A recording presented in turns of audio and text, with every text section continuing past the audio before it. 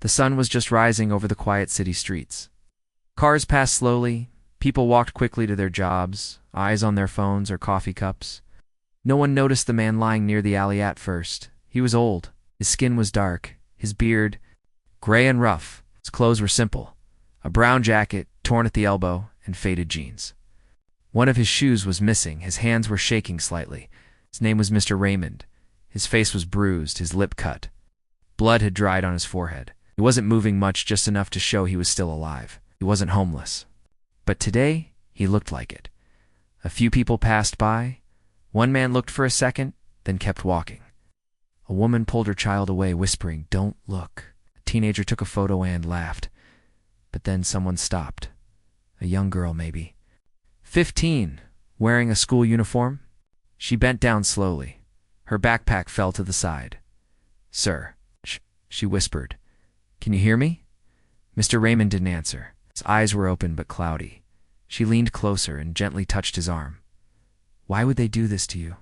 she asked softly. Tears filled her eyes as she noticed the marks on his back. Shoe prints, a broken police baton lay under his side.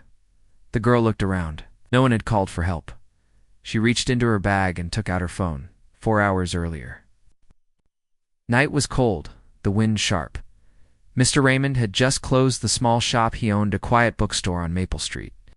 He had been running it for over 30 years. He was walking home the same way he always did.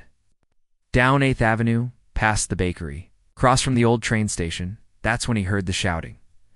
2 young officers stood outside a closed garage. A boy, maybe 18, stood with his hands up. He looked terrified. "Where's the stuff?" one officer yelled. I don't have anything," the boy stuttered. The other officer raised his baton. Mr. Raymond stepped forward slowly. "Officers," he said calmly, "maybe there's a mistake." They turned fast. One of them, tall, with angry eyes, walked toward him. "Keep walking, old man," he growled. Mr. Raymond didn't move. "He's just a kid," Raymond said. "You should check his bag, not break his ribs." The officer's jaw tightened. The younger cop looked. "Nervous? You interfering, sir?" the tall one asked. Raymond shook his head. "I'm reminding you of the law." That's when the tall officer pushed him. Raymond fell to the ground, hitting his elbow on the curb. He grunted in pain. Then came the kicks. 1, 2, a third to the side of his head. "You think you know better than us, old man?" the officer spat. "You're just another mouth running in the dark." The other cop didn't stop him. He watched, frozen. Raymond didn't scream, didn't fight back. He only covered his face with one hand, and then in a weak voice, he said one word, "Marcus." The taller officer paused. "What?" Raymond didn't respond. He was slipping into unconsciousness. Back to the present, the girl's hands trembled as she dialed emergency services. Her voice shook as she spoke to the operator. Yes, he's bleeding. I think he's been hurt really bad." A man in a suit finally stopped and joined her. He checked the old man's pulse and nodded. Double quotes, "Stay with him," he told her. "Help is coming." But someone else was already helping from the shadows across the street. Inside an abandoned bakery, a small camera was hidden behind a broken display. It had been recording everything. The beating, the voices, the name, and now a hand reached down and picked up a burner phone. The person didn't speak.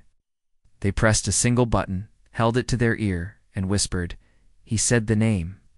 "Sir, he's alive, but barely." On the other end, a voice replied, calm, low, and cold. "I'm coming.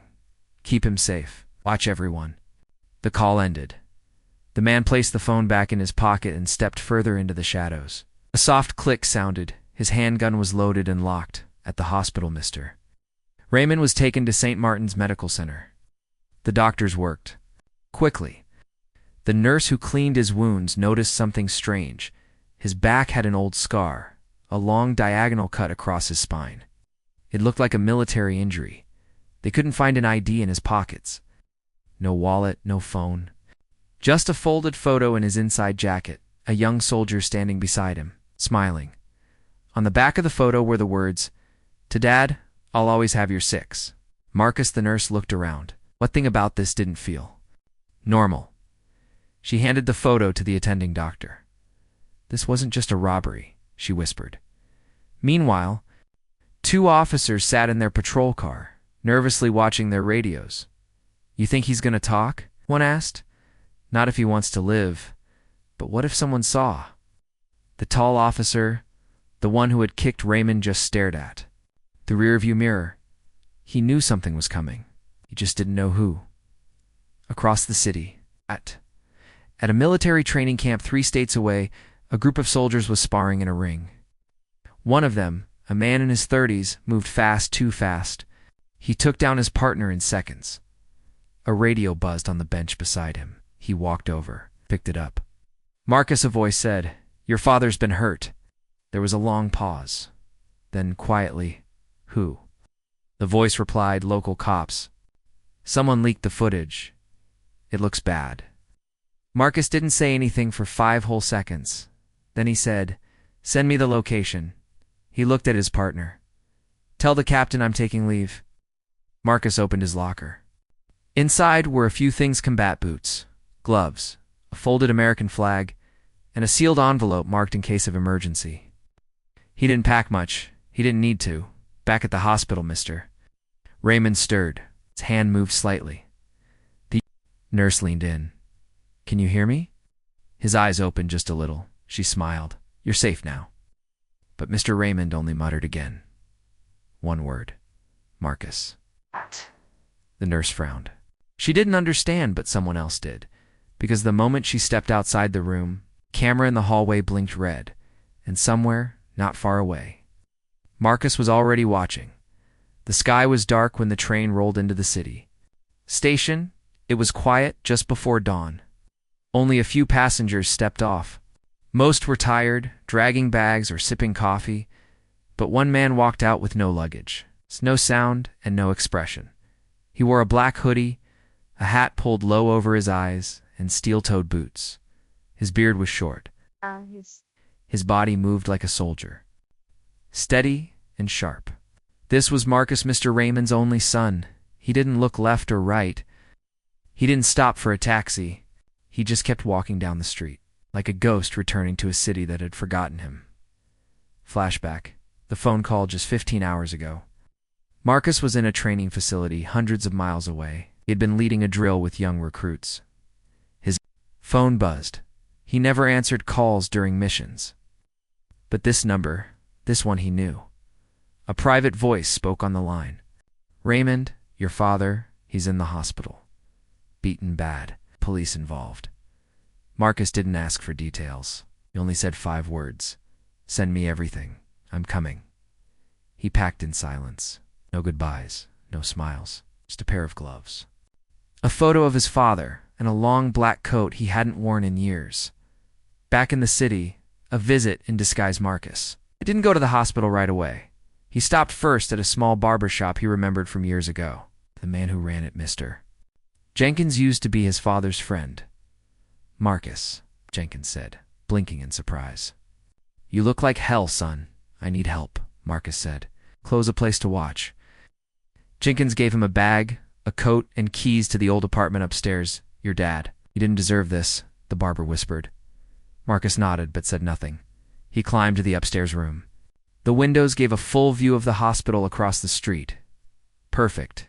He set up a small device, his military surveillance scanner, plugged in a laptop, tuned into the hospital's emergency radio. Then he waited in the hospital. Mr. Raymond was still unconscious. The nurse who had cared for him, Clara, was growing more worried. He muttered one name. She told the doctor. "Marcus. I think it's his son. Can't reach any family," the doctor replied. "No ID, no contacts. The police gave us nothing." Clara frowned. Why would the police even be the ones to bring him in if they're involved in this? Doctor didn't answer, but his eyes said everything. Police tension at the city precinct. Officer Bradley, the tall one who beat Raymond, sat in the locker room, sweating. His partner, Officer Lenny, paced nervously. "We shouldn't have touched him," Lenny said. "He was just helping that kid," Bradley growled. "He stepped in where he shouldn't have." "You kicked him in the face, man. Shut up." Bradley pulled out a bottle from his locker and took a long drink. but he was shaking. Then the door opened. A paper envelope slid across the floor toward them. Bradley bent down. Inside was a photo. It was him, standing over Raymond, the boot in mid-kick. Zoomed in. Clear, sharp. On the back of the photo were 2 words, handwritten. I see you. Marcus moves quietly in the apartment above the barber shop. Marcus watched live camera footage from across the city. He had set up small devices to track police radios and body cam signals. He listened carefully. Target stable, a voice said on the hospital radio. Nurse Clara staying close. No family yet. Marcus stared at the screen. Saw her, Clara, gentle, smart, honest. He wrote her name down. She might be an ally. Then he opened an encrypted file sent by a contact. Body cam footage. He clicked play. There it was. His father standing between the cops and the boy. His father calm, firm, kind. Surface pushed, beaten, kicked. Marcus clenched his fists. He paused the video. Zoomed in on the badge number. Officer Bradley. He had a name now. A hidden visit that night. Marcus finally made his move. Wearing a long coat, gloves, and a surgical mask, he entered the hospital through the back service entrance. He'd used fake credentials, a trick he'd learned during covert operations. He passed quietly through the halls, watching the nurses, avoiding cameras. He found Raymond's room. Inside, the old man slept. Machines beeped. Bandages covered half his face. Marcus walked to the bed, his heart heavy. He hadn't seen his father. In over 5 years, Dad, he whispered. Raymond stirred but didn't wake.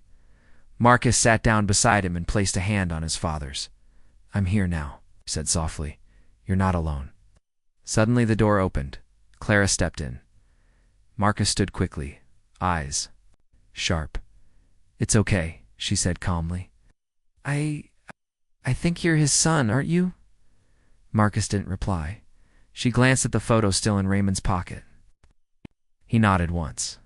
I'm not supposed to tell you this, Clara whispered, but there's something wrong. The police won't file a report. They erased his name from our system. Someone wants him forgotten. Marcus's eyes narrowed. They'll remember him soon? He pulled a small tracker from his pocket and placed it under the hospital bed. Then he walked past her. Wait, Clara said. Who are you? Marcus turned. I'm the reason they should start being afraid. And then he was gone. A new threat emerges across the city. Officer Bradley sat in his car, trying to calm down. He lit a cigarette, his hand shaking. Then his car alarm went off. He jumped out, pulled his gun, but there was no one, just a note on his windshield. Tick-tock, Bradley turned in circles. A red appeared on his chest. He screamed. Then it vanished. No gunshot, just fear. Just a warning. Closing sign Clara stood outside the hospital watching the night sky. Her phone buzzed. A text from an unknown number. Thank you for not turning away. She looked around, but no one was there, far across the street behind a dark window. Marcus stood watching. He wasn't just planning to punish. He was preparing. For war, the morning sun rose slowly over the city, spreading light across the hospital windows. Inside room 208, a beeping machine suddenly changed its rhythm. The man in the bed moved, his fingers twitched, his lips parted, his eyes bruised and swollen opened. Just slightly, Mr. Raymond was waking up. Nurse Clara noticed it immediately. She rushed to his side. Mr. Raymond, she whispered. Can you hear me? His eyes blinked once. He turned his head slowly. He was in pain, but alive. You're in the hospital, Clara said gently. You were hurt, but you're safe now. Raymond's lips moved. She leaned closer. One word came out, dry and soft. Marcus. Clara gave a small smile. He was here. He said, you're not alone. It's a chart that didn't belong at her making. Sure Raymond was stable, Clara stepped out of the room. She walked toward the nurse's station to update his records. But something felt strange. His hospital file was open on her tablet. But the name on the file was unknown male. No. ID. She had already updated it with his name last night. She checked again. Someone had deleted it. His birth date. His emergency contact. His previous health records all gone. Clara frowned. She checked the access history. 2 officers had logged into the file during the night shift. One was Officer Lenny. The other was Bradley Her. Chest tightened. Why would police be trying to erase a victim's identity? She printed a hard copy of the chart and hid it inside her locker. She knew now. This was bigger than a mistake. Marcus digs deeper across the street, inside the apartment above the barber shop. Marcus watched the hospital from behind a curtain. He hadn't slept. He didn't need to. On his laptop, several screens were open. Hospital floor plans, body cam footage, police badge numbers, and now medical records. He had hacked into the hospital system 2 hours ago. He saw what Clara saw. Raymond's file had been wiped clean, but Marcus had already downloaded a copy last night. His father's file showed military service, old wounds from battle, one serious surgery that had saved his spine. Marcus stared at the screen. They weren't just trying to hide a beating. We're trying to erase the man completely. An unexpected visitor at the police station. Officer Lenny sat at his desk, hands trembling. He hadn't slept either. His partner, Officer Bradley, hadn't come in today. Lenny didn't feel safe. That's when Detective Julia Hart walked in. She was internal affairs. Sharp, calm, and never smiled. "Officer Lenny," she said, "can we speak in private?" Beside the empty conference room, she laid out a photo. It showed Bradley kicking Mr. Raymond. Lenny's face went pale. "Where did you get that?" "Us," whispered. "Doesn't matter," she said. "Tell me the truth." Lenny hesitated. He lost control. The man Raymond, he wasn't doing anything. He was just trying to help a kid. Julia leaned forward. "And you watched?" Lenny's eyes filled with regret. "I was scared. I didn't want to be next." Julia didn't reply. She placed another photo down. It was of Marcus, standing in full uniform. Badge, medal, special ops patch. "Do you know who this man is?" she asked. Lenny shook his head. "He's Raymond's son," she said. "And he's here." Raymond speaks back at the hospital. Clara re-entered room 208. Raymond was awake, sipping water through a straw. He looked weak, but focused. "I remember their faces," he said slowly. Clara sat down. "Do you remember their names?" Raymond closed his eyes. "One of them was named Bradley, tall, angry. The other young, scared." Clara nodded. "Your son, it's Marcus. He's been watching. He came here. He left something behind." Raymond opened his eyes. "Then they're not safe," he whispered. Flashback. Raymond's hidden pastrman wasn't always a bookstore owner. Long ago, served in a covert division of the military. Not frontline, not medals. Something deeper intel. Strategy. Counter-ops, he trained young soldiers how to think. How to fight smart and how to disappear. One of those soldiers was Marcus. But after a mission went wrong and his unit was betrayed, Raymond retired. He moved to the city, opened a small bookstore, and tried to live quietly now. His past was catching up. Marcus confronts an old enemy. Marcus had a list. Names. Badge numbers. Bradley was at the top, but second on the list is Captain Reed. Reed was once part of a military base years ago, the same base Marcus trained at. But Reed had left in disgraced, dishonorable discharge. Now he was the captain of the local police department, and he knew who Marcus was. That night, Marcus disguised himself as a janitor, entered the station. He walked past officers who didn't look twice. In the back hallway, he found Reed's office. Empty. He opened the door, stepped inside, and placed a USB drive on the desk.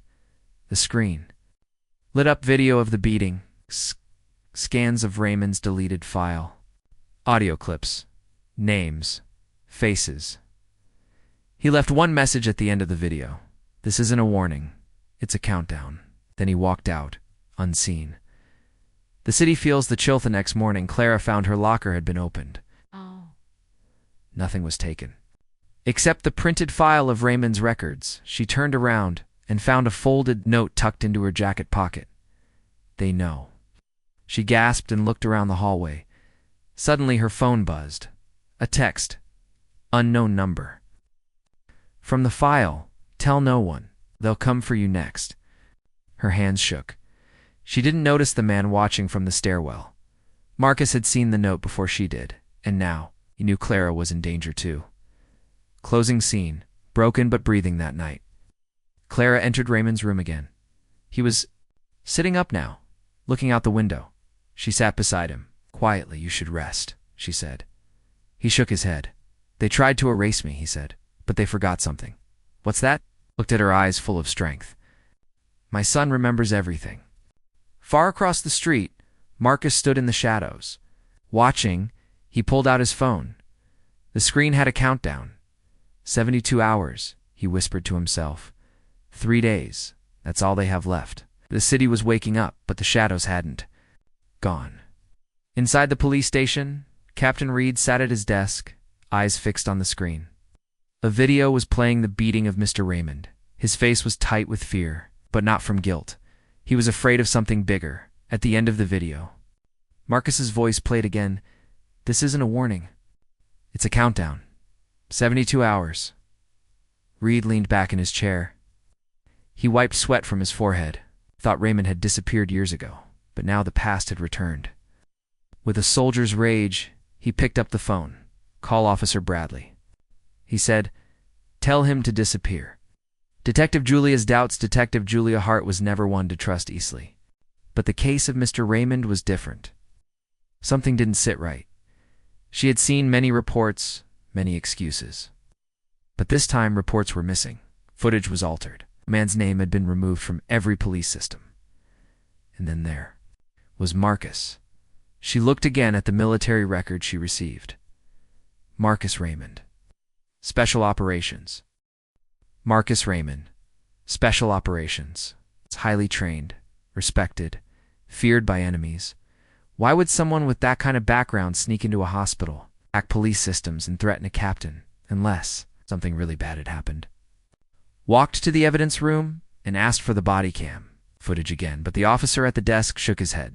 Sorry, that file's gone. Gone, she asked, shocked. He nodded nervously.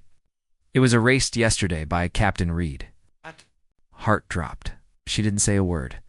She just turned around and left. Bradley on the run, officer? Bradley knew it was only a matter of time. He packed quickly cash, fake ID, burner phone. He left his badge on the kitchen table. Wasn't going to be a cop anymore. He drove out of town, down an old road near the forest edge. He had a plan. Leave the city, change his name, start somewhere new. But he didn't know he was already being followed. Marcus was watching him from half a mile back, silent, patient. Bradley stopped at a motel near the woods. At room 9, he checked. And under a fake name, inside, he locked the door. Pulled the curtains. Then on the bed, he saw something. A small black envelope with no name. He opened it slowly. Inside was a photo. His own face taken from a distance just hours ago. It was recent. He was carrying his bag, looking back over his shoulder. There was a note under the photo. You can run, but you can't hide from your own sins. Bradley's hand began to shake. He dropped the envelope. A red dot appeared on the wall. He spun around, gun drawn, but the window was empty. Just the wind. Back at the hospital, Mr. Raymond sat up in bed now. He was still weak, but his mind was clear. Clara sat beside him, holding his chart. I saved a copy, she said. Your medical file. They tried to delete everything. Raymond nodded slowly. They're scared. Of what? She asked. Raymond sighed. Not just of what they did, but of what I know. Clara leaned closer. What do you mean? He looked at her with tired eyes. 30 years ago, I trained a man named Reed. He wasn't a good soldier. He was angry. Reckless, got kicked out. Now he's the captain of police. Clara gasped. He's trying to bury the past. I'm living proof he doesn't deserve his badge.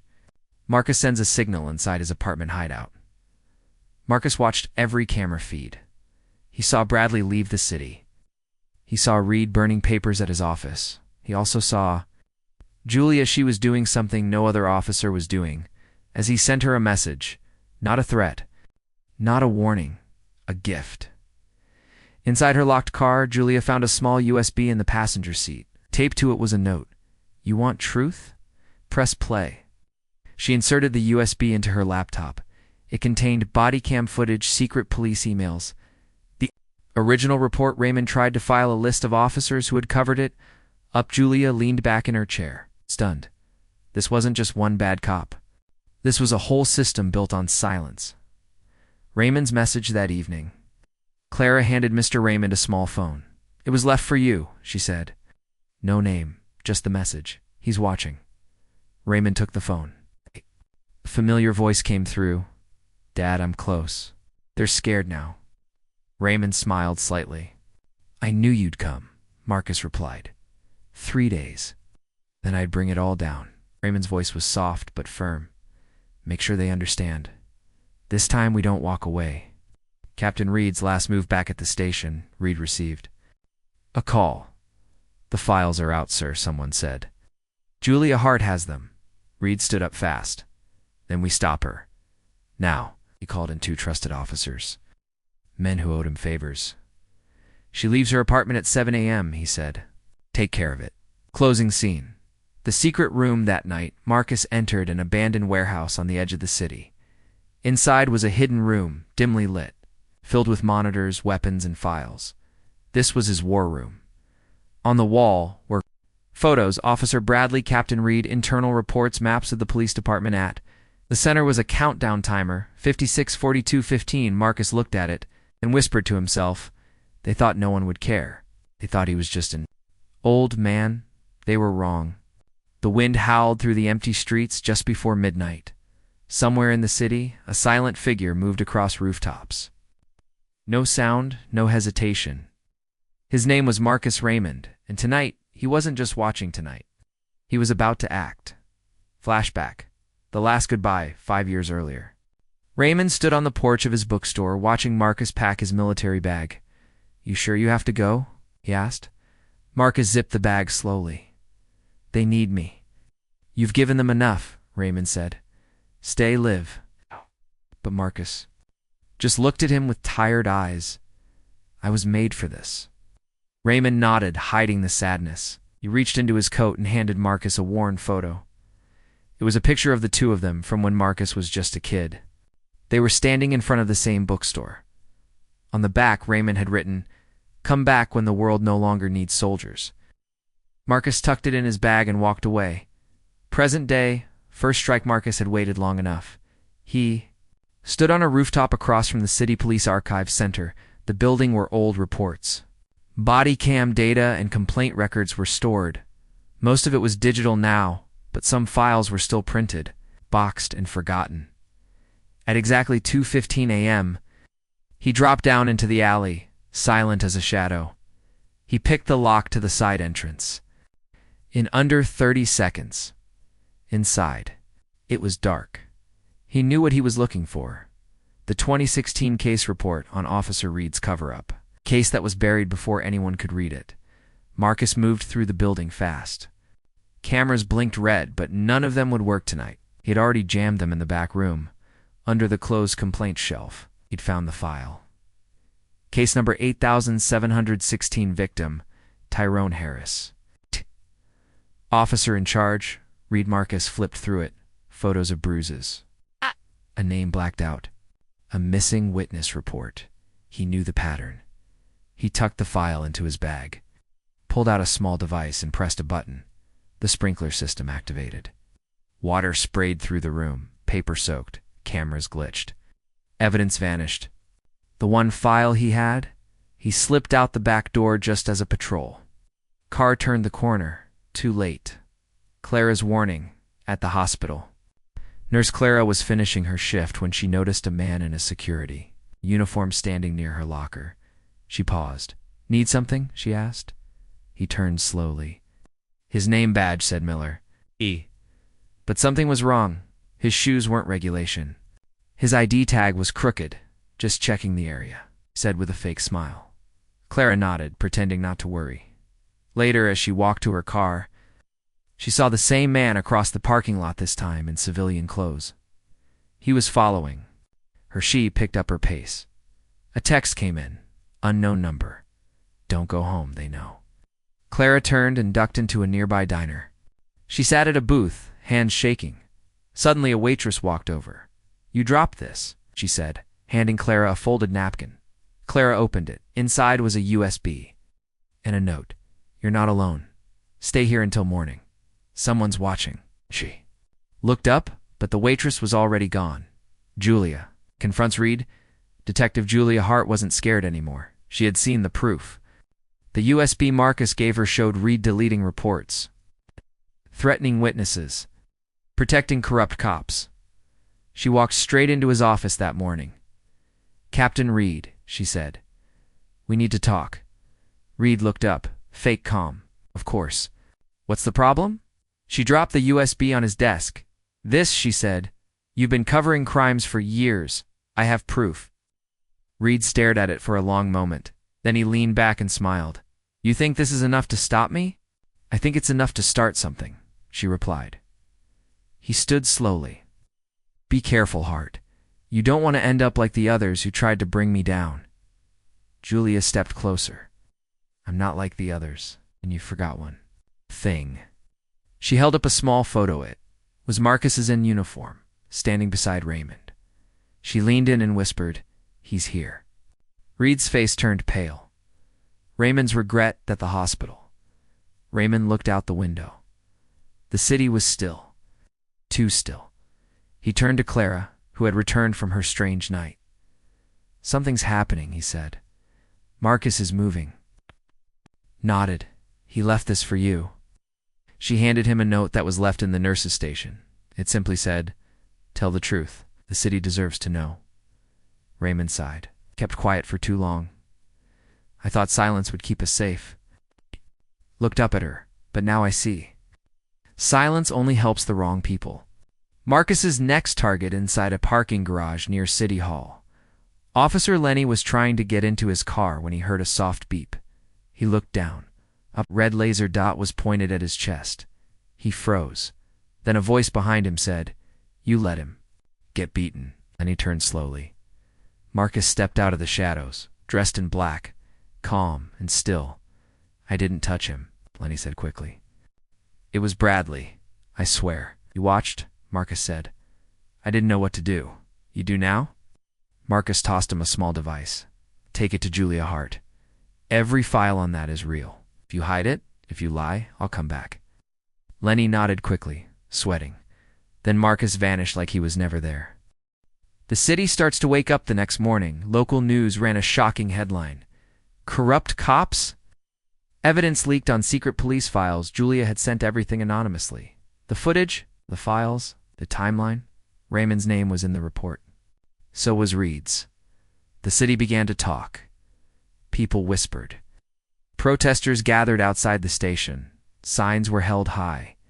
"Justice for Raymond, clean the force. We see you now." Closing scene.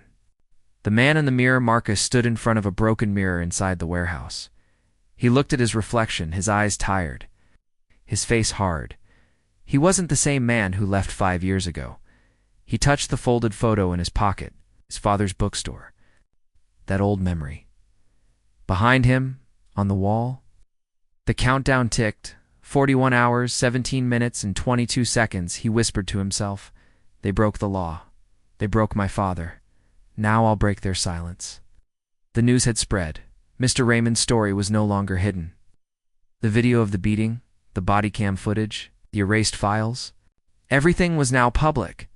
But some people still refused to change. Some people still thought they could.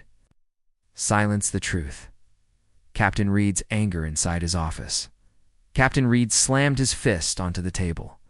Papers flew off. His coffee cup shattered. On the floor, "They're turning the city against us," he shouted. One officer stepped forward nervously. "Sir, the media is asking questions. Julia Hart is refusing to stay silent." Reed's eyes burned. "Then make her." The officer looked confused. "What do you mean?" Reed didn't answer. He pulled out his phone and sent a message to a private contact. "Do it tonight, Julia Hart. Make it look like a robbery." He stared at the message for a second, then hit send. "Julia receives a threat, detective. Julia Hart was driving home when her car's dashboard screen lit up. Incoming text. Unknown number. She pulled over and opened the message. Stop digging, or we bury you next. She stared at the words, her heart pounding. This wasn't a bluff. It was real. She looked in her rearview mirror then again. A black SUV had been following her for 3 blocks. Julia took a sharp turn into a side alley and killed her headlights. The SUV passed by slowly, then stopped. She held her breath, but before anything else happened, her phone buzzed again. This time the message was different. Stay inside. Tonight you're being hunted. Her eyes widened. Marcus was watching. Clara walks into a trap meanwhile. Clara had just finished her late shift at the hospital. She was tired. She hadn't seen Marcus in 2 days. Raymond was healing slowly, but something felt wrong. She walked to her car in the hospital parking lot. Click, she unlocked the door. As she reached for the handle, a voice spoke behind her. Clara Wright. She turned. A man in a hoodie stood there. Before she could answer, 2 more men stepped from the shadows. We just want to talk, the first one said. Clara stepped back. Who are you? The third man reached for her arm. She screamed, then suddenly crack. A man flew backward, hitting the side of a van. Marcus had arrived, wearing all black, face shadowed. He moved fast. Another man pulled a knife Marcus, disarmed him in seconds. The third tried to run Marcus through a baton at his legs. The man crashed to the pavement. Clara stood frozen, breath shaking. Marcus looked at her. I told you, don't go home alone. A confession from Officer Lenny back at the station. Officer Lenny sat alone in the locker room, staring at his badge. He could still feel Marcus's voice in his head. You do now. He pulled out the USB Marcus gave him. He had 1 copy left. He walked straight into Julia's office and locked the door behind them. I have something, he said, but once you see it, we'll never see the department the same again. She took the USB and plugged it in. The video showed a secret meeting between Reed and a group of officers. They were discussing removing witnesses, deleting complaints, and making sure stories never reached the press. It wasn't just Bradley. It wasn't just one case. It was dozens. Julia looked at Lenny. You ready to testify? She asked. He nodded. It's time. I'm done hiding. Raymond learns the whole truth back in his hospital bed. Mr. Raymond held a small tablet Clara had given him. It played a news report on the protests outside the police station. He saw signs with his name. People chanting for justice. But then Clara brought him something else, a printed list of all the men involved in the cover dash-ups. He stared at the names. One name made his hand shake. Paul Trevors. He was my student. Raymond whispered. I trained him in the army. He wasn't just a cop. He was family. Then why would he do this? Clara asked. Raymond looked down, because they chose power over truth. Marcus sends his final warning. It was midnight. Captain Reed returned. To his home on the edge of the city, it was dark, quiet. Too quiet. He stepped inside and noticed something strange. His living room window was open. He walked in slowly and saw it, pinned to the wall with a combat knife, was a printed photo. It showed Reed in the background during the night Raymond was attacked. He wasn't supposed to be there, but the photo showed him watching, smiling at the bottom of the photo. Were 4 words, you were never invisible. Reed ripped the photo off the wall. His hand shook. Then he saw the TV turn on by itself. A video played. It was Marcus, standing in shadows. He said only one sentence. I'm not hiding anymore. You are. Closing scene. The betrayal at the police station. Julia Hart was preparing a public report. She had everything lined up: Lenny's testimony, Marcus's files, Raymond's statement. She was about to submit the report online, but just as she hit upload, the computer screen went black. The door behind her opened. She turned around expecting help. Instead, she saw Chief Howard, the highest-ranking officer in the department. He stared at her. Cold, you've seen too much, he said. She stepped back. You were in on it. Chief Howard smiled. I built it. Suddenly the room filled with 2 more officers, armed. Julia's heart pounded. But in the hallway, a small camera blinked. Red Dot Marcus was watching. The city was quiet, but something was wrong. In the basement of the police station, Detective Julia Hart sat handcuffed to a chair. The room was cold, dim, no windows, just shadows. She had trusted the wrong person. Chief Howard, the man who smiled during press conferences and shook hands with the mayor, was the real face behind the cover dash-up, and now he wanted Julia gone. The betrayer revealed, "Why are you doing this?" Julia asked, voice steady. Chief Howard stepped closer. "Because people like Raymond don't stay quiet forever." "He was just an old man," she said. "A peaceful man." Howard smiled darkly. "That's the problem. He had truth on his side, and truth is dangerous." "You're afraid of Marcus," she whispered. His smile faded. "I'm not afraid of him," he replied. "I'm preparing for him." He nodded once. 2 officers left the room. Chief Howard leaned closer. "When your body is found, Julia, the report will say you were caught stealing evidence.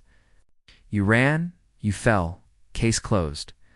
But outside that room, someone was listening. Marcus watches and acts inside a nearby alley. Marcus Raymond stood inside a maintenance tunnel below the police station. He wasn't alone. In front of him was a screen showing live security feeds he had tapped into. One screen showed Julia tied and pale.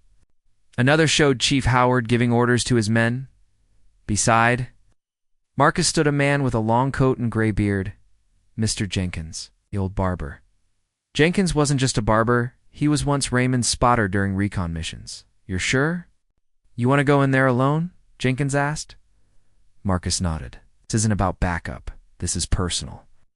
He pulled out a case and opened it. Inside was his combat gear, a black suit, gloves, tactical belt. He strapped it on without a word. Jenkins handed him one last item, a small patch. Marcus looked at it. It read, U.S. Special Operations Ghost Unit. Placed it on his chest. Meanwhile, Clara finds the hidden key at the hospital. Clara was helping Raymond walk slowly around his room. He was still weak, but stronger than before. Marcus sent a message. She said quietly, "He's going in tonight." Raymond paused. Shouldn't do this alone. Clara glanced at his bag. "You said there was something?" K-code. "Something hidden from years ago?" Raymond sighed. "I used to work on intelligence missions. One day I found proof that a top soldier, Paul Trevors, was selling out information. Reed and Howard were connected?" Clara's eyes widened. "Yes. The same Paul Trevors now works at the courthouse." Raymond nodded. "And the only proof that could stop them is still hidden." "Where?" "In an old safety box. Under my bookstore." Clara grabbed her keys. "Then I'm going to find it." Inside the station, the mission begins midnight. Marcus stepped into the service tunnels beneath the police station. Every step was silent. Every move was precise. He reached a locked panel, opened it, pulled the wires to cut off the basement. Camera feed for 30 seconds. That's all he needed. He moved through the hallway like a shadow in the basement. Julia sat in silence, preparing herself for the worst. Suddenly the lights flickered. The officers outside looked up. Boom! A flash grenade rolled in. Before they could react, crack, smash, the door burst open. Marcus entered, fists flying. One man went down with a punch. Another tried to draw his weapon too late. Marcus slammed him into the wall. He turned to Julia and cut her cuffs. "You all right?" She stared at him. "You're real?" He nodded. "Time to go." Upstairs, Reed makes his move. Captain Reed was watching the hallway cameras when the screen went black. "What the hell?" he yelled. "Just..." Then his phone rang. It was Chief Howard. "They're gone." "Julia and Marcus are both loose," Howard said. Reed grabbed his gun. "Then this ends tonight." Clara's discovery, meanwhile. Clara arrived at Raymond's old bookstore. It was boarded up, dusty, forgotten. She used a key Raymond had given her and stepped inside. The place smelled like old paper and wood. In the back room, behind a bookshelf, she found a trapdoor. She climbed down. There, inside a metal box, was a sealed envelope labeled, "For Marcus, if I don't come back." She opened it. Inside were documents, photos, and recordings proving Chief Howard and Paul Travers had run an illegal operation. During wartime, selling weapons and covering up war crimes. Clara's eyes widened. She knew what she held wasn't just evidence. It was a bomb, the kind that didn't explode with fire.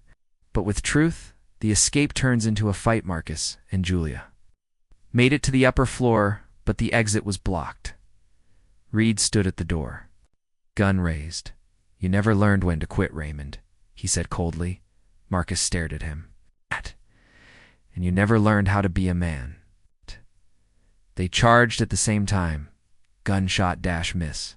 Fist connects. Knee to ribs. Elbow to face. It was brutal. Julia grabbed a fallen weapon and aimed. "Drop it, Red." But Marcus raised his hand. "No, he's mine." With one final blow, Marcus slammed Reed into the wall. Blood trickled from Reed's mouth. He collapsed. Sirens wailed in the distance. Someone had called the news. The building was surrounded. Closing scene, the countdown ends outside. Reporters gathered. Protesters cheered. Julia handed the flash drive to a reporter. "This is everything. Let the world see." Back inside, Marcus stood in the middle of the destroyed hallway. His mission was almost done. He looked at his watch. The countdown had hit 0 hours, 0 minutes, and 0 seconds. Raymond's voice echoed in his mind. Truth doesn't need an army. It just needs someone who won't walk away. The city had never seen a night like this. Crowds gathered outside the police station. Sirens echoed in the background. Helicopters hovered above, inside the building. The truth had finally begun to crack the silence. But this war wasn't over yet, Clara. Arrives with the truth, the bookstore had nearly collapsed from dust and age. But Clara's hand shook as she held the folder Raymond had hidden for decades. Inside were photos of Chief Howard, Captain Reed, and Paul Travers, all together in military uniform, standing beside cargo crates marked unauthorized weapons. Transfer confidential. Attached was a signed memo, orders cleared by C. Howard, civilian deaths to be erased, no survivors. There were dates, names, and a recording. Raymond's voice played clearly. "If you're hearing this, it means they came for me. These men used the system to protect themselves. They hurt civilians, they hurt soldiers. And they will do it again, unless someone stops them." Clara grabbed her phone and copied the entire folder to a USB drive in her cloud storage. She had one destination in mind: Channel 9 News headquarters. Inside the station, Marcus makes a choice back in the police station. Marcus stood over the fallen Captain Reed. Julia pulled him aside. "Let the system handle him." Marcus looked down. Fists were still shaking. His father had been nearly killed. Dozens of victims had been silenced. Reed had done it. Aylin smiled while doing it. "I should end this now," Marcus said. Julia stepped in front of him. "If you kill him, they'll twist it. You'll become what they say you are." Silence. Then Marcus dropped the weapon. "Fine. Let the world see what kind of man he is." Under a spotlight, Chief Howard's last stand across the city in a luxury apartment high above the skyline. Chief Howard stood watching the chaos on TV. Every station was broadcasting the same. Footage: Marcus saving Julia. Officers being arrested. Protesters chanting Raymond's name. He poured himself a drink. Then his phone buzzed. "Unknown number. We have the files. They're going live at 6 a.m. Howard's hand trembled. He dropped the glass. He reached for his phone and dialed a number labeled Trevor's private line. "Paul," he hissed. They found it. Everything. We're exposed. On the other end, Paul Travers didn't speak. Then finally, "You're on your own." Click. Howard's jaw tightened. He turned to his assistant. "Get the car now." Clara faces the cameras at. Channel 9 reporters were already rushing to cover the police scandal. When Clara arrived at the door with the files in her hand, she was stopped by security. "I need to speak to your lead reporter," she said. "Right now, ma'am?"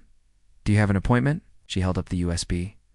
"I have proof that a police chief helped cover up war crimes and nearly killed an innocent man to hide it."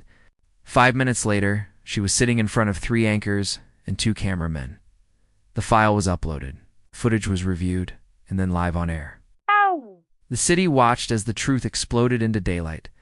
The evidence bomb drops at 6:01 a.m., a breaking News alert cut through every broadcast, exposing corruption.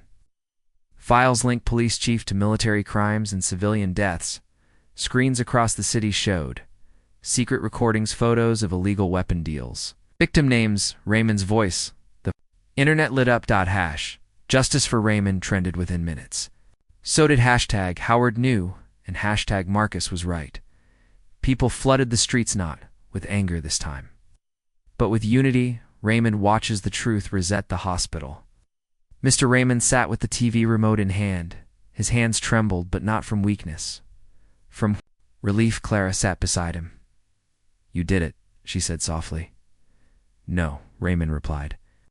Asterisk, asterisk, morning sunlight touched the rooftops of the city. But this was no ordinary day. For decades the system had hidden the truth. But now the lies had cracked, and the cracks were becoming a flood. Raymond's quiet victory in his hospital room. Mr. Raymond sat quietly with Clara by his side.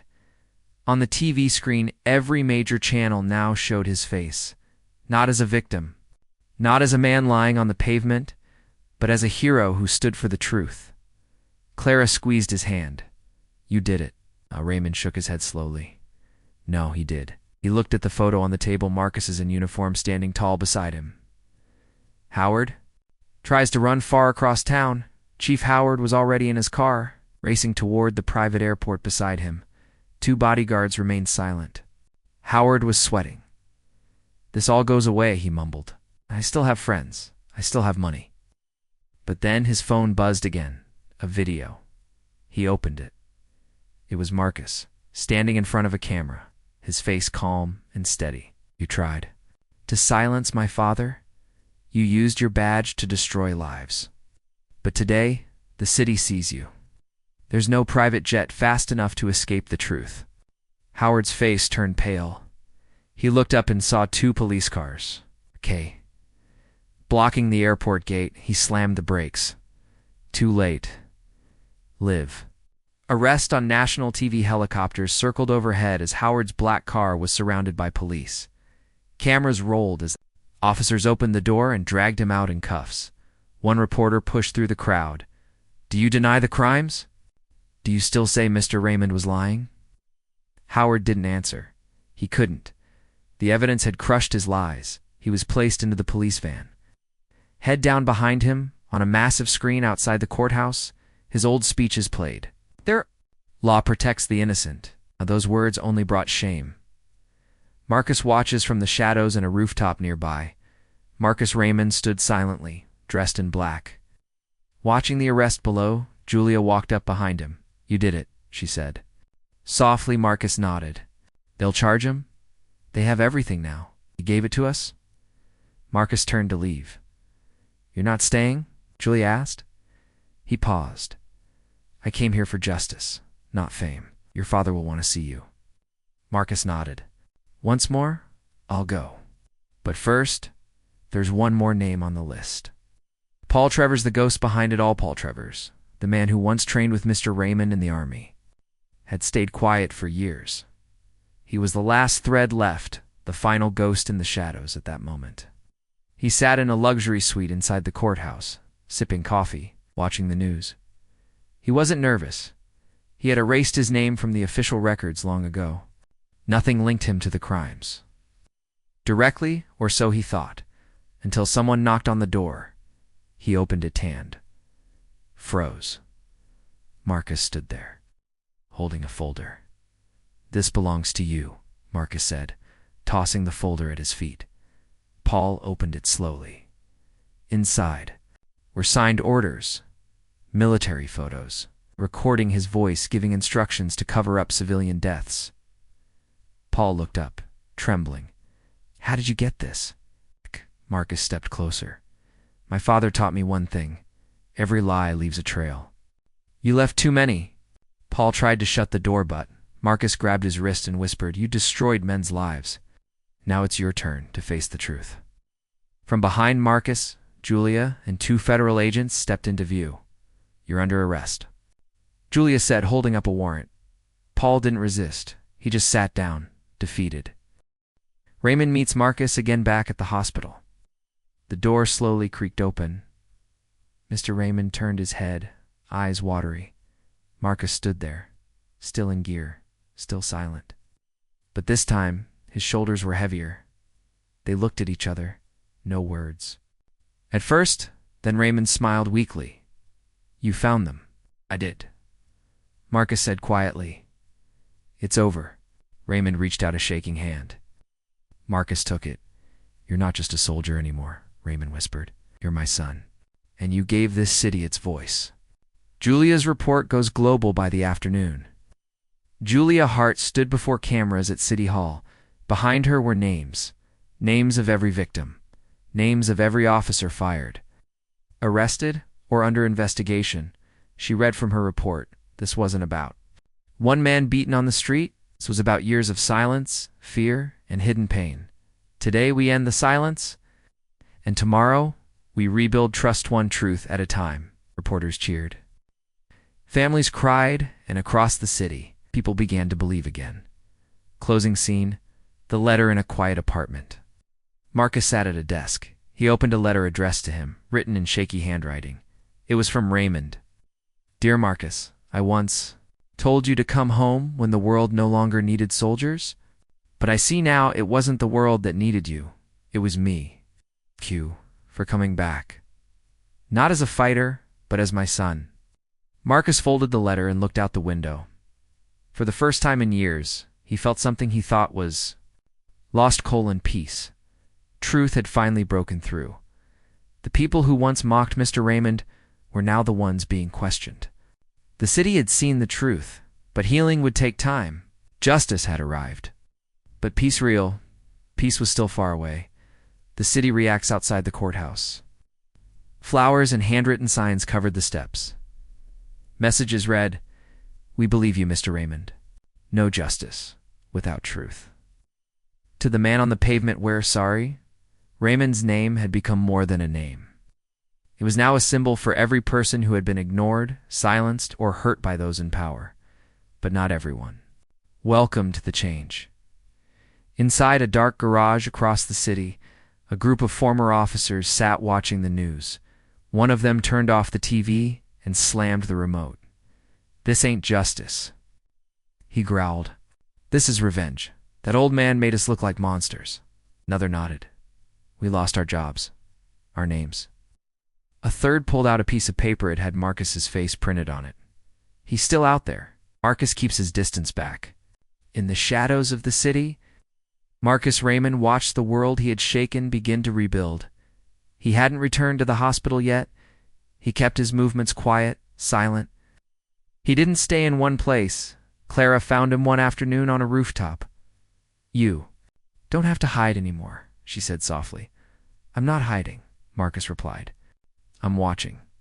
There are still people who want this undone. You saved the city." Marcus didn't answer right away. Then he looked at her and said, "I didn't save it. I exposed it. Now it's up to them to keep it clean." Raymond faces the public, though still recovering. Mr. Raymond agreed to speak to a small crowd outside the hospital. He stood slowly, holding a cane, and faced the cameras. "I am not here to be praised," he began. "I didn't ask to become a symbol. I didn't want any of this." Paused. "But sometimes the world chooses you. And if the world asks for truth, you give it even when it hurts." A reporter asked from the crowd, "Do you forgive the officers who hurt you?" Raymond looked down for a long moment, then said, "Forgiveness is not forgetting. Forgiveness is choosing peace over revenge. And yes, I choose peace." Clara's secret passed later that evening. Clara sat beside Raymond in his hospital room. Her face was calm, but her eyes were full. "There's something I never told you," she said. "Something I think you should know." "I'd lie." Raymond looked at her gently. "Go on." Clara reached into her bag and pulled out an old photograph. It was of a little girl standing outside a church. Behind her, 2 soldiers stood in uniform. "One of them is my father," she said. "Other is you." Raymond blinked, stunned. "My mother used to tell me stories. She said there was a man who once saved her family during a raid overseas. A man who refused to fire on children. That man was you," Raymond whispered. "Your mother's name? Layla?" Raymond covered his mouth. I remember her. She was only 17. Her little sister was crying and she ran toward the gunfire just to cover her. She said, "You stopped the soldiers." "You told them, 'Not this time.'" Clara smiled. "That's why I became a nurse. I always believed kindness could fight bullets." Raymond's eyes filled with tears. "I didn't know. I'd saved you once too." Julia gets a new offer meanwhile. Detective Julia Hart was finishing her report when the mayor's assistant knocked on her door. "We'd like to offer you a new role," he said. "Lead internal affairs. I want someone who will keep the department honest." Julia was shocked. "You think the officers will trust me after this?" He smiled. "You didn't just expose corruption. You showed what justice can look like. That's what we need." Julia glanced at the photo of Marcus on her desk. She thought about Raymond, Clara, the protests. Then she nodded. "All right, I'll take it. But we do this my way." The former officers plotted a dark corner bar for men. Sat around a table each wearing regular clothes, each one bitter. "We lost everything," one muttered. "And all for what? Because one old man wouldn't stay silent?" Another slammed his beer down. "They think we're done. But we're not. We still have friends. We still have reach." One man pulled out a small map. It was marked with 2 names: Marcus Raymond, Clara Thompson. He smiled coldly. "Let's see how they like being hunted." Marcus and Clara share a moment that night. Clara and Marcus sat on the rooftop where they first spoke after the hospital incident. She handed him a sandwich, a warm drink. "You ever think about what's next?" she asked. Marcus looked out. "Over the city, all I ever knew was war. Orders, targets. But this is different. Because this fight came home," she asked. He nodded. She leaned closer. "You don't have to keep fighting alone." Marcus didn't speak for a moment. Then he whispered, "Maybe it's time to stop being a ghost." Closing. Seen a message in the darken. A quiet room. Someone opened a laptop. On the screen was a blinking folder labeled Backup. Raymond Files, Hidden Witnesses A. Gloved hand moved the cursor. A deep voice spoke. "The world thinks it's safe now, but we still know the shadows." The camera zoomed in on a photo of Raymond, Clara, and Marcus. Then the screen went dark. The city had started to heal. Murals of Mr. Raymond appeared on walls. People talked openly about justice. Corrupt officers were behind bars. Julia was leading a new team. Clara had returned to nursing, and Marcus was thinking about leaving. But far from the lights and headlines, something dark was beginning again. A survivor wakes up in a private hospital room with no name on the door. A man lay still. His face was bruised, his ribs broken. His name? Bradley, one of the first officers who had beaten Raymond. Everyone thought he had disappeared after Marcus broke into the station. But he was alive, and he was angry. His eyes snapped open. The nurse dropped her. Clipboard in shock, Bradley grabbed her arm. "Where is Marcus Raymond?" She trembled. "Don't know." He smiled coldly. "I'll find him myself." Marcus gets a mysterious package. Marcus was packing up his gear, ready to disappear again. He had done what he came to do, but before he left, the front desk at his hideout buzzed. "A package for you," the man said. No return address. It's just his name. He opened the box carefully. Inside was a flash drive and a note. "You stopped, Howard. But you didn't kill the root. We still watching." Marcus inserted the drive into his laptop. A video played. Grainy footage of secret meetings. Old files showing military contracts. A single name appearing over and over. Major K. Weller. The same man who trained both Reed and Paul Trevors. Marcus's eyes narrowed. He wasn't just dealing with corrupt cops. This went deeper. Clara notices she's being watched that same day. Clara was walking home from her hospital shift when she felt something strange. A black car had been parked near her building. For 3 days now, always the same car, same tinted windows. She slowed down. The car's engine was running. She turned to go back, then a flashbulb popped from a window. Above, someone was taking pictures. She quickly called Marcus. "Someone's following me," she whispered. "I'm coming now," he said. Julia's knew. Pressure at police headquarters. Julia Hart sat at her desk, surrounded by stacks of paperwork. She was now head of internal affairs, and not everyone liked it. Some officers refused to talk to her. Others whispered behind her back. But one morning she found something taped to her door. "You're next." She ripped it down, calm on the outside. But inside her stomach dropped. Later that evening, as she went through old case files, she found one that had been tampered with. The case: Civilian Complaint Number 4043, Missing Witness. The witness had once testified against Paul Trevors. The complaint was gone, now deleted, but someone had left a sticky note inside the folder. "He's still cleaning house," Julia realized with a cold shiver. Someone was scrubbing the past clean again. Marcus tracks the name. Marcus didn't sleep. He spent the night digging through government records, military logs, declassified files. Major K. Weller wasn't just any soldier. He was the man behind a top-secret program called Echo Hand. It was a shadow unit trained to disappear, protect high-value secrets, and erase threats to military image. And worse, its last known location is right here in this city. Raymond remembers a name. Clara brought the file to Mr. Raymond. He looked at the photo of Major Weller and froze. "I know that man," he whispered. "He was there. The day I was discharged, he told me never to talk about the civilian raid."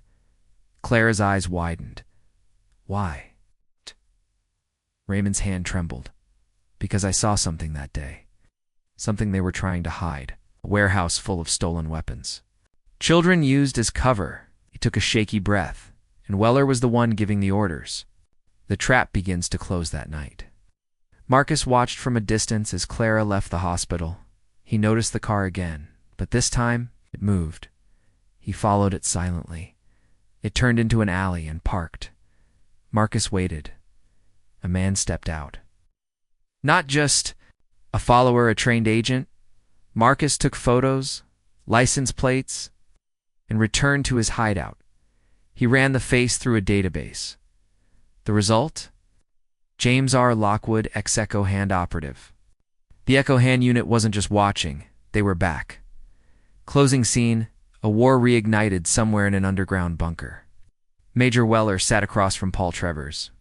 "The files went public," Trevors said. Weller didn't blink. "I know. You said no one could trace it back." Weller lit a cigar. "They didn't trace it back. It just scratched the surface." Paul leaned forward. "Marcus is digging again." Weller looked at the screen behind him. It showed Marcus, Clara, Julia, and Raymond. Then he said softly, "Then we bury them properly this time." The screen went dark. Peace had returned for a moment, but shadows were moving again. The name Echo Hand now whispered through secret streets and abandoned files. It was more than a unit. It was a machine. A silent army trained to erase truth, and now had a target. A sudden attack. It was early morning. Marcus Raymond walked through a quiet alley behind Clara's apartment. His eyes scanned every corner. His steps were light, focused, then dash crack. Sharp sound, like a foot breaking glass behind him. He turned too late. A man in black gear rushed him from the shadows. A blade flashed. Marcus ducked, rolled, and struck back fast. The man grunted as Marcus hit his ribs. But he wasn't alone. Another attacker dropped from the rooftop. It was an ambush.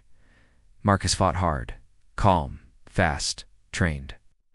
He disarmed one, broke the other's arm. But in the chaos, one attacker whispered into Marcus's ear, "Weller sends his regards." Marcus froze. That name Weller was not supposed to be said out loud. The attackers vanished into smoke.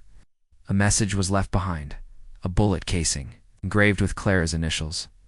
Clara is marked at the hospital. Clara was organizing files when a nurse approached her. "Hey, someone left this for you." Clara took the envelope. No stamp, no name, just a red fingerprint on the front. Inside was a picture, her, at the graveyard, standing beside Raymond. She gasped. On the back, someone had written, "Some people deserve to stay buried." She quickly called Marcus, her hands shaking. "Marcus, they're watching me." Julia's anonymous tip at the police station. Julia Hart returned from a tense meeting with city officials. The mayor's office wanted silence. Too much noise, too many headlines. They were afraid of more truths coming out, but as she entered her office, an envelope waited on her desk. It was unsigned inside. She found a flash drive and a note. They've infiltrated the department. Don't trust anyone in uniform after midnight. She plugged the flash drive into her secure laptop. The video showed hidden body cam footage from years ago. A military team clearly echo hand-raiding a civilian camp in the corner of the frame. A young Raymond was kneeling, protecting a group of women and children, and standing over him. Major Weller. He wasn't just part of the system. He was the architect of it. Raymond's truth comes out. Clara and Marcus rushed to Raymond's hospital room. We need answers, Marcus said. Raymond sat silently, his face tired. Then he nodded. I've carried this secret for over 40 years, he said slowly. I didn't just leave the army. I was pushed out because of Weller, Clara asked. Raymond looked down. We were sent into a foreign village. The orders were wrong. No weapons, no threats. Just families. Weller told us to clean the place. He looked at Marcus now. I refused. I held my ground. I pulled kids out of homes, protected the ones we were told to eliminate. Marcus swallowed hard, and they punished you for it. Raymond nodded. He said I disobeyed. They forged my record. And then they waited decades to erase me quietly, Clara asked. So, this wasn't just police corruption? No, Raymond said. This was military cover, wrapped in uniforms, guns, and fake honor. Echo Hand moves again at midnight. A van pulled up outside Julia Hart's apartment. Inside were 3 Echo Hand agents. Their goal: silence Julia before she leaked anything further. They moved fast black suits. No words, perfect steps. But they didn't know Marcus had installed motion sensors near her building. As soon as one foot touched the front steps, Marcus's phone buzzed. He was already on a nearby rooftop by the time the agents entered Julia's building. Marcus was behind them. 3 seconds. That's all he needed. He dropped down from the stairwell above and hit the first agent square in the jaw. A baton flew into the second's legs. The third reached for a weapon, but Julia, standing behind her kitchen door, sprayed him with pepper, foam, and smashed a lamp across his face. The fight was brutal. Fast, Marcus tied them up. Julia stared at one. This one. He's not local. No, Marcus said. None of them are. These are Weller's soldiers. The secret behind the Badulator that night? Marcus and Julia went through the attackers' gear. Inside a hidden pocket was a card marked with an eagle and a flame to Echo Hand. It's insignia. And one more thing, a list, a hit list. At the top, Marcus. Raymond Clara Thompson, Julia Hart, Mr. Raymond Dand at the very bottom, something no one expected. 5. Senator Whitmore Julia froze. He's a war hero. He's running for president. Marcus narrowed his eyes, or he knows too much. Closing scene. The fire begins, somewhere in an underground bunker. Major Weller watched footage of the failed attacks. He didn't flinch. He didn't blink. He turned to Paul Travers beside him and whispered, "They're smarter than we thought." Asked, "What now?" Weller stared at the screen. "We start a war they can't win." Behind him, Echo Hand soldiers began loading trucks. Their orders raced everyone. The city thought it had found peace. But below the surface, a darker war had started. No headlines. No uniforms. No rules. Only targets. Only silence, and now Marcus, Clara, Julia, Mr. Raymond were all in the crosshairs. Accidents that weren't accidents started with a car explosion outside a downtown lawyer's office. The media called it a tragic accident. Morning, a local journalist was found unconscious in a subway tunnel. They said he fell while jogging. Then, a hospital supply truck caught fire in the same district where Clara worked. Marcus watched the reports and knew the truth. There. Starting to erase the trail, he said. Julia looked at the map. All the victims. There were people who helped leak the Raymond files. Marcus nodded. Echo Hand doesn't erase files anymore. They erase people. Clara disappears. Clara disappears. Clara had taken a day off work. She was visiting the old bookstore. Raymond once hid his military evidence. She wanted to take pictures and scan more papers from the basement. She texted Marcus at 1:42 p.m. Found something strange. "We'll call in 5. But she never called. By 3 p.m., Marcus had tried her number 5 times. No answer. At 4 p.m., he went to the bookstore.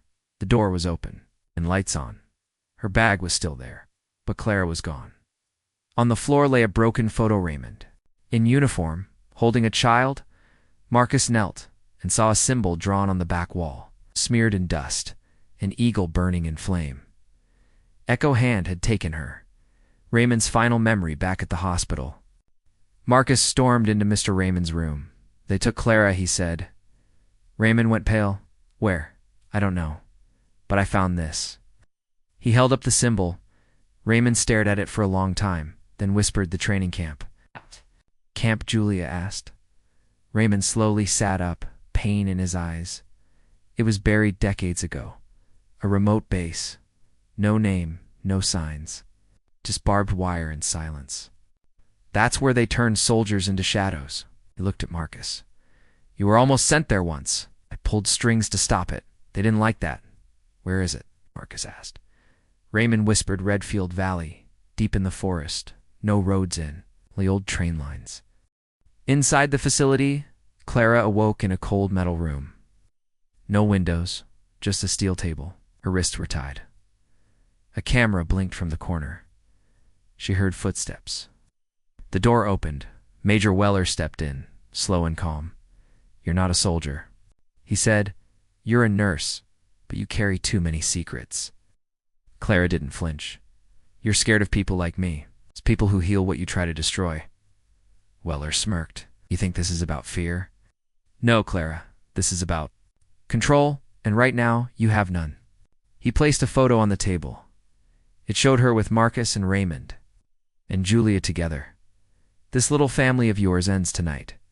The journey to Redfield. Marcus prepared for the trip alone. Julia tried to stop him. "You don't know how many are there." "I don't care," Marcus said. "They took her." Raymond placed a hand on his son's shoulder. "You'll need more than fists." He handed Marcus a sealed metal box. Inside was a worn dog tag and a key. "This opens the weapons cache in Redfield. My team buried it when the government tried to shut us down." Marcus looked at the tag. It said Unit 93 Truth. "First," Raymond whispered, "bring her home." The Ghost Base by nightfall. Marcus reached the old Redfield train station. The tracks were broken, overgrown, but the forest was quiet. Too quiet, he moved silently, using the same paths Raymond once used. Then he saw it, an underground hatch, half covered in leaves. He opened it and climbed down. Inside, the base was cold and wide. Dark hallways, rusty wires, old training posters on the walls. Obey, clean, erase, leave no trace. He found the weapons cache just where Raymond said it would. He armed himself. Then heard a voice, "Clara," faint. From down the hall, "Marcus." He ran. The rescue begins. Clara was inside a steel cell. 2 guards stood outside, unaware that Marcus was already in the ceiling vents above them. He dropped down fast, silent, swift, brutal.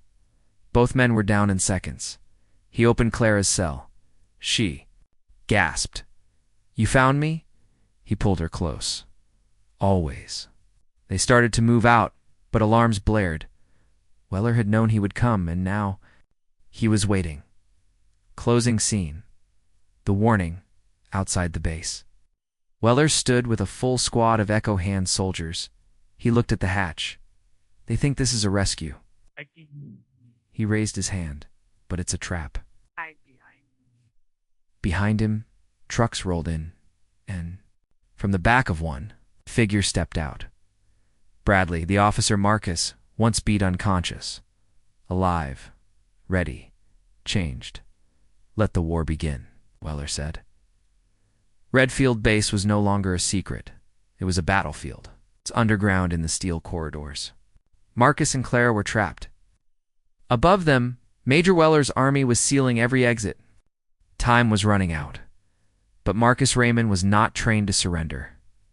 The first fight. Alarms still screamed through the base. Clara held on to Marcus's arm as they ran through the winding corridors. "Where are we going?" she asked, breathless. "To the control room," Marcus said. "If we can shut down the power, we lock them out. And we get out." They turned a corner and ran straight into two armed Echo Hand operatives. Marcus reacted instantly. He pulled Clara down, rolled left, and fired two quick shots, one to the leg, one to the arm. Both men dropped. Clara stared at him. "How do you always know what to do?" Marcus glanced back. "I've been here before. I just didn't know it."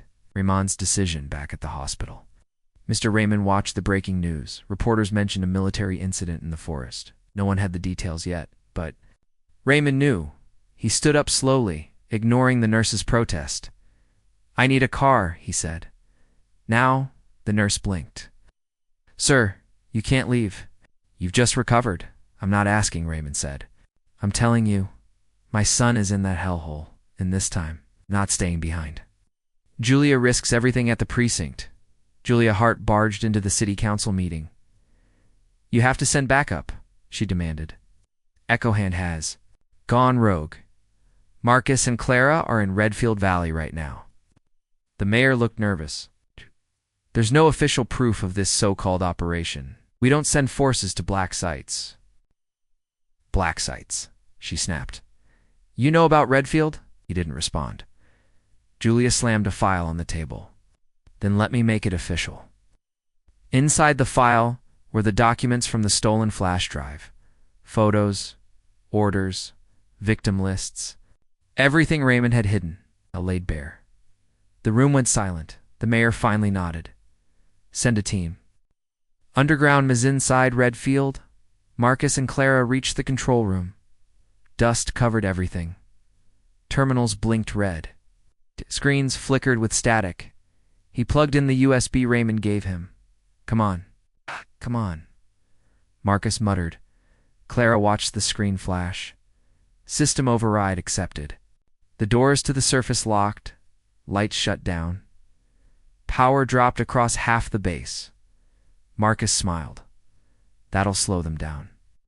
But then a cold voice came through the intercom. "Major Weller, you think you're clever, Marcus? But you just locked yourself inside with me, face to face with the ghost." Moments later, footsteps echoed down the hall. Marcus turned to face him. Weller stepped into the control room, surrounded by guards, but he waved them off. "I want to look you in the eye," Weller said, "before I end this." Marcus stepped forward. "You ruined good men. You erased lives. You tried to erase my father." Weller smirked. "Your father was weak. He exposed us. He betrayed the mission. He honored it." Marcus growled. "He just forgot what it meant." Weller's eyes darkened. He raised a gun, but before he could fire bang, a shot rang out from the hallway. Raymond appeared, holding a rifle with shaking hands. "You forgot one thing," he said. Weller turned slowly. Raymond took a breath. "You trained monsters. I raised a soldier." The fight breaks out. Everything exploded at once. Weller's guards rushed in. Clara grabbed the gun from Marcus's belt and ducked behind a console. Raymond fired again, clipping a soldier in the leg. Marcus tackled Weller. They hit the floor hard, too. Enemies, one young, one old, but both born from war. Fists flew. Blood spilled. Weller landed a hard punch, but Marcus fought like a man who had nothing left to lose, and finally Marcus pinned him down. "You lose," he said. But Weller smiled, then whispered, "You're too late." The final countdown alarms blared again. On the screen behind them, self-destruct activated to 10 o'clock. Weller had triggered it before the fight. He laughed. "If I go down, I take the truth with me." Raymond shouted, "There's a kill switch room, C2. Marcus turned to Clara. "Get him out. I'll stop it." Clara grabbed Raymond's arm. "You better come back alive." Marcus ran. Julia's arrival above ground. Julia's team had arrived. Helicopters, tactical units, lights cutting through the trees. She led the charge into the base gunfire. Echoed through the tunnels. Echo Hand was being overrun. Julia reached Clara and Raymond. "Where's Marcus?" Raymond pointed down a dark hallway, "Saving all of us." The final switch in room C2. Marcus found the panel. 987. He tore it open. Wires sparked. He remembered Raymond's training. Left green, right dash yellow. He cut both 5, 4, 3. Silence. The countdown stopped at 2. He let out a shaky breath, then stood up, walked toward the light. Closing. Scene. Light after war sunlight touched the valley for the first time in hours. Marcus emerged from the base. Covered in sweat and dust, Clara ran to him. Julia followed. Raymond leaned on her shoulder, smiling. "You made it," Clara whispered. Marcus nodded, then looked up at the sky. His war was over.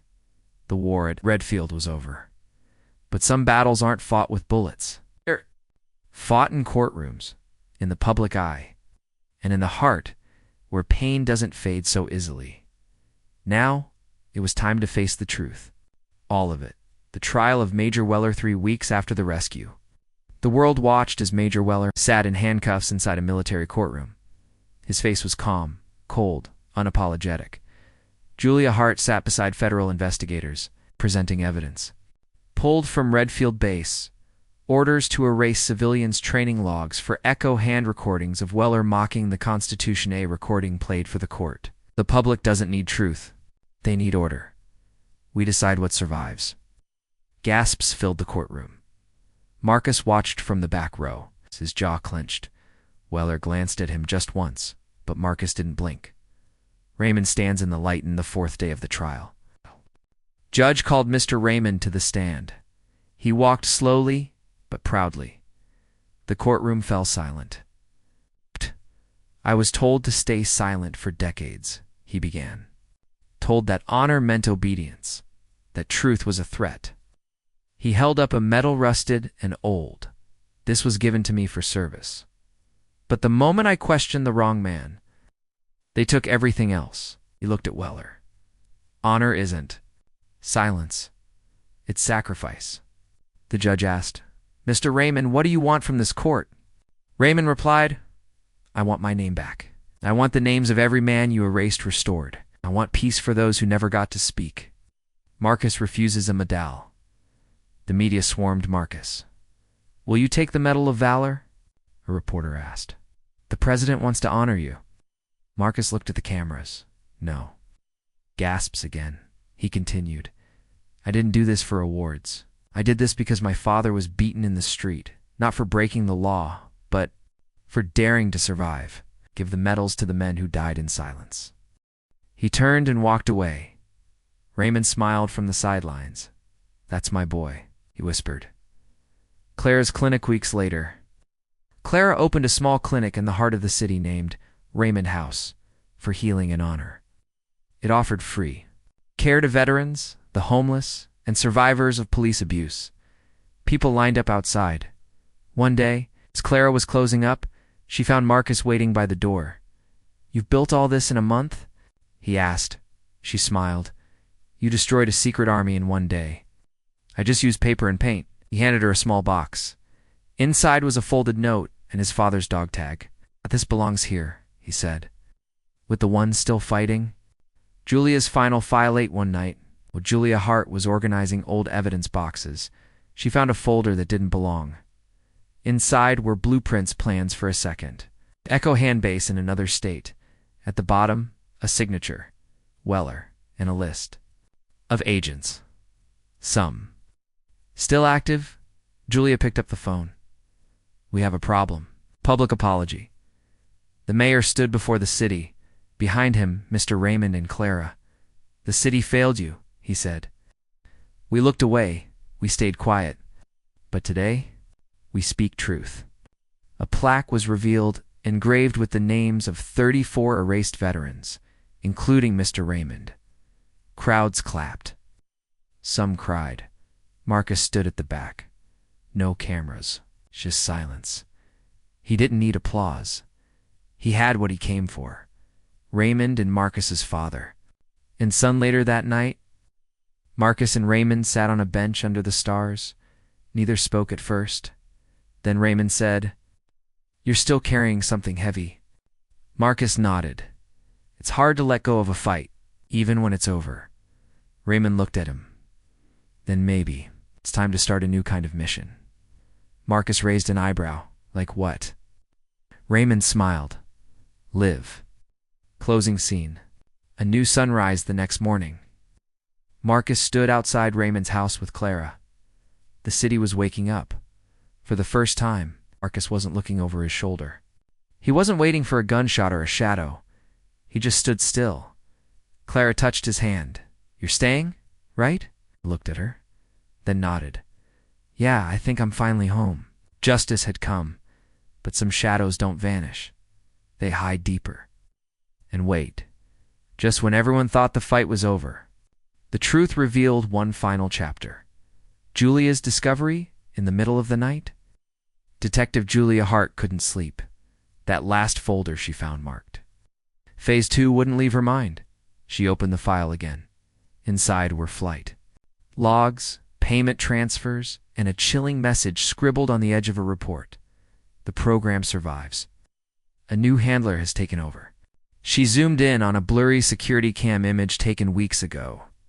The photo showed someone speaking with Weller just days before his arrest. It wasn't a soldier. It was a businessman. The name in the corner. Walter Dane. Who is Walter Dane? Julia did her research. Walter Dane was the CEO of a private defense company called Greycore Industries. They provided weapons, training, and security consulting around the world. They had government contracts and a dark history. She called Marcus. "We've got a problem," she said. Weller was just a piece. Greycore has already picked up where Echo Hand left off. Marcus didn't speak at first, then calmly said, "Send me everything. If the war isn't over, I'll finish it." Marcus faces a choice that night. Marcus sat alone in his room above Raymond House. He stared at two things on the table. A folder labeled Greycore. Phase 2, a photo of him and Clara. Standing under the clinic sign, smiling, Clara knocked and stepped in. "You found something, didn't you?" Marcus nodded. Another version of Echo Hand. Bigger, smarter, legal. "You're going after them?" "I should." She looked at him for a long time, then said softly, "You don't always have to bleed to do the right thing. Sometimes staying is the braver fight."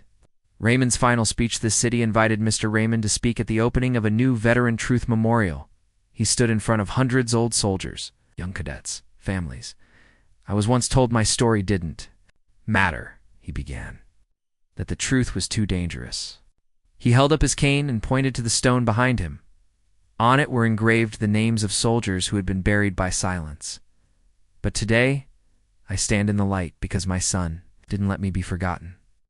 He paused, then added, "And because a nurse believed in the man on the pavement." Clara wiped a tear in the crowd. "Julia takes the mission," Marcus made a decision. He walked into Julia's office and placed the Greycore file on her desk. "You're the one who can stop this," he said. Julia was surprised. "You're not going after them?" Marcus shook his head. "Not this time. I've been at war my whole life. I need to build now, not break." She nodded slowly. "Then I'll finish it for you." They shook hands. The mission was now hers. Clara and Marcus. A new beginning. Weeks passed. Marcus helped Clara paint new rooms in the clinic.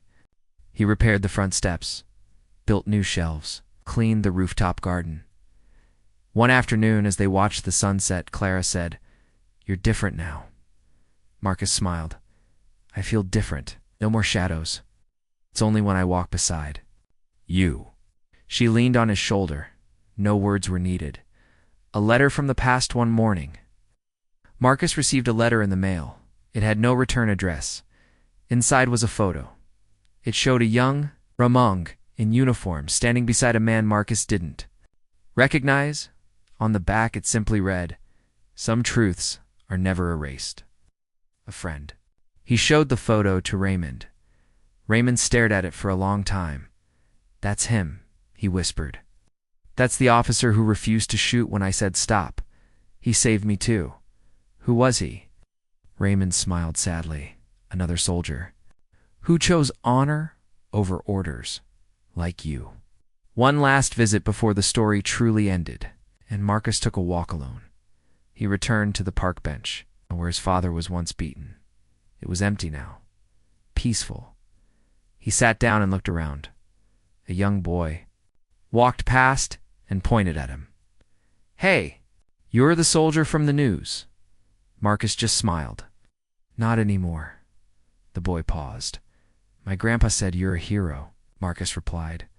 I'm just a man who stood up when it mattered. The boy nodded, then ran to catch his friends. Marcus looked up at the sky. This time, it didn't feel so heavy. Final scene. Light that stays night came. Inside Raymond House, families sat in the waiting area. Children laughed. Soldiers told stories. Life moved forward. On the wall behind the front desk was a new plaque, in honor of those who refused to stay silent. Your courage lit the way. Marcus, Clara, Julia, and Raymond stood under it, dashed together. No more hiding, no more shadows, only light. And this time, the light stayed.